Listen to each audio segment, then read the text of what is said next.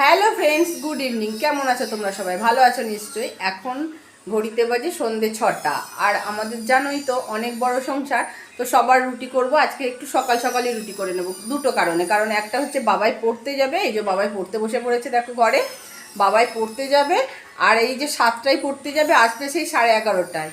তো খিদে পেয়ে যাবে ছেলেটা, তার জন্য দুটো রুটি খেয়ে যাবে, একটা কারণ। আর একটা কারণ হচ্ছে এত তাড়াতাড়ি রুটি করছি, তার কারণ হচ্ছে আজকে ভেবেছি রুটি হয়ে গেলে সবাই ঠাকুরের জন্য একটু কেক বানাবো।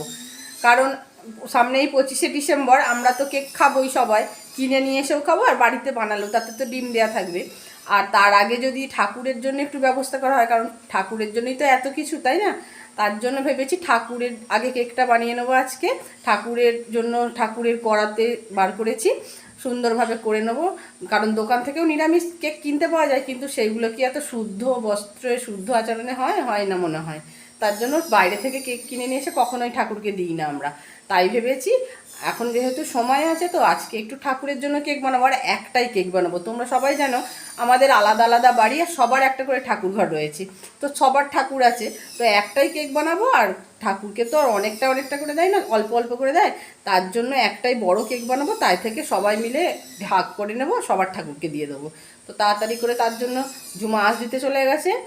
আর আমাদের তো রুটি, অনেক রুটি হয়। রুটি কৃষ্ণা আটা মাখবে, আমি রুটি বেলবো, আর ঝুমা রুটি সেঁকবে, মানে তিনজনকে তো লাগবেই। আর সাথে তো কাকিমা আমাদের। তো চলো, ওরা চলে গেছে, এবার সব শেষে যাচ্ছি আমি এখানে এসে দেখছি কৃষ্ণার অলরেডি আটা মাখা হয়ে গেছে। আর কৃষ্ণা হচ্ছে আমাদের আটা মাখার মেশিন। কৃষ্ণা আমাদের সবার আটা মেখে দেয়, আর ঝুমা রুটি সেঁকে, আর আমি রুটি বেলি। আর তারপরেও কৃষ্ণার কাজ আছে রুটিগুলোকে ঝেড়ে যে যার হটপটের মধ্যে ভরে দেওয়া। কাকিমা আজকে এখনও আসেনি কেন কি জানি, কাকিমা আসতে তো দেরি করে না। এবার আমি চলে গেলাম কেক বানাবো বলে, আর কৃষ্ণাকে দিয়েছি কাকিমাদের রুটিগুলো বেলতে, ঝুমা সেঁকছে। আর আমি ওদিকে কেকের ব্যাটারটা বানিয়ে নিচ্ছি। কাকিমার রুটিটা হয়ে গেলেই রুটিগুলো হয়ে যাবে, তার জন্য বানিয়ে নিচ্ছি। প্রথমেই আমি এই কাপটার 1 কাপ সাইজে নিয়ে নিয়েছি দুধটাকে আমি জাল করে নিয়েছিলাম।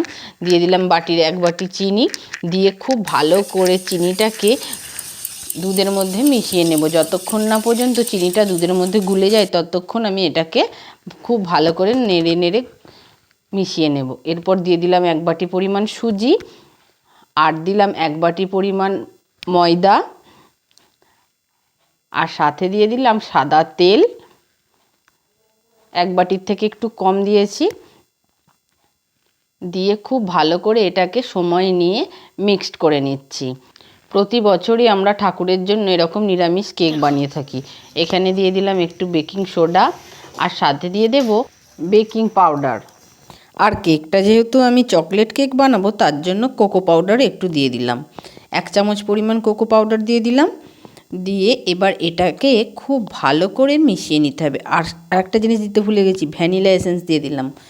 খুব সামান্য পরিমাণ ভ্যানিলা এসেন্স দিয়েছি এখানে, কারণ ডিম দিয়ে কেক করলে একটু বেশি দিতে হয়, 1 চামচ দিতে হয়, কিন্তু ডিম ছাড়া করব বলে আমি 1/2 চামচ পরিমাণ দিয়েছি। এবার এটাকে খুব ভালো করে মিক্সড করে নিতে হবে অনেকক্ষণ সময় নিয়ে। আর ব্যাটারটা ঠিক এরকম হবে।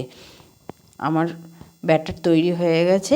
এবার চলো, আমি একটা বাটি নিয়েছি। এই বাটিটাও কিন্তু আমাদের ঠাকুরেরই জোগাড়জাত করা হয়। এই বাটিটার মধ্যে সাদা তেল দিয়ে ব্রাশ করে নিলাম খুব ভালো করে।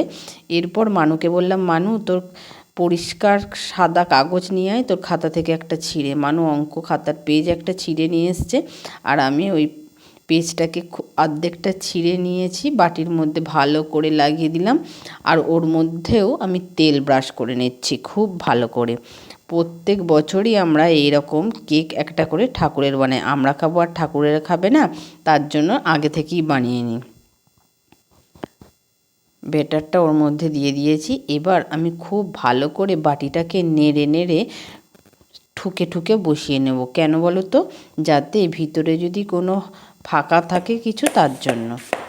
খুব ভালো করে বসিয়ে নিয়েছি। ওদিকে কৃষ্ণার রুটিও প্রায় শেষ হয়ে গেছে। আর সবশেষে দিয়ে দেবো কিছু কিশমিশ দিয়ে দিলাম। কাজু থাকলে ভালো হতো, কিন্তু কাজুটা আজকে নেই। আমার একদম তৈরি হয়ে গেছে কেকের রেসিপি। আর এবার এই যে পিতলের ঠাকুরের কড়া, এতে আমাদের ঠাকুরের রান্না হয় পিতলের কড়ার মধ্যে। কড়াটাতে আগে থেকে মাটি মাখিয়ে রেখেছিলাম, যেহেতু আঁচের উনুনে বসাবো, তার জন্য। তার মধ্যে একটা ভাত রাখার ওই স্ট্যান্ডগুলো দিয়ে দিয়েছি আর তার মধ্যে কেকটা বসিয়ে দিলাম। কেকটা 40 মিনিট বেক হতে থাক। আমাদের তো রুটি হয়ে গেছে, এবার তোমাদের দাদা বলেছে তাড়াতাড়ি নাও, এক জায়গায় যাব। চলো দেখি কোথায় যাবার কথা বলছে। যাবে কোথায় বলো তো? কোথায়? আমার নাতনি হয়েছে, নাতনি আমি দাদু হয়েছি, দিদা হয়েছে। নাতনিকে দেখতে যাবে তো? যাবে তো? হ্যাঁ গো, আমার কাজ শেষ হয়ে গেছে। তুমি কালকে মাল নিয়ে যাওয়া আছে? তাহলে মাল গোছানো হয়ে গেছে সব। চলো আমি তাহলে কাপড় পরছি। পড়ো পড়ো পড়ো। এটা আমার কাজের ঘর, তোমাদেরকে দেখিয়ে দিই। বাবা ছবিতে ভর্তি একদম। বাবা ছবিগুলো কি ধুলো পড়েছে গো। মানা একটা নাতনিকে দেখে বাড়ি চলে এসেছি। নিউবর্ন বেবি বলে আমি ছবি তুলিনি। তো বাড়ি এসেই দেখছি কেকটা কেমন হয়েছে দেখি। কেকটা তো বসিয়ে দিয়ে চলে গেছিলাম, কৃষ্ণাকে বলেছিলাম নামিয়ে রাখতে। কেকটা তো বেশ সুন্দর হয়েছে। দেখো তোমাদেরকে একবার দেখিয়ে দিচ্ছি আমি কত সুন্দর কেক বানিয়েছি। এটা কিন্তু সম্পূর্ণ নিরামিষ, এর মধ্যে কোনো রকম ডিম নেই, একদম শুদ্ধ বস্ত্রে শুদ্ধ আচরণে তৈরি করা কেক। 25শে ডিসেম্বর আমরা তো কিনে কেক খাবো, তার সাথে আমাদের ঠাকুররাও কেক খাবে। চলো ভিডিওটা আজকের মতো এই পর্যন্তই। সবাই ভালো থাকবে, সুস্থ থাকবে, নিজের খেয়াল রাখবে। আর যদি ভিডিওটা ভালো লাগে তাহলে একটা অবশ্যই লাইক করবে, কমেন্ট করবে আর কাছের বন্ধুদেরকে শেয়ার করবে। টাটা।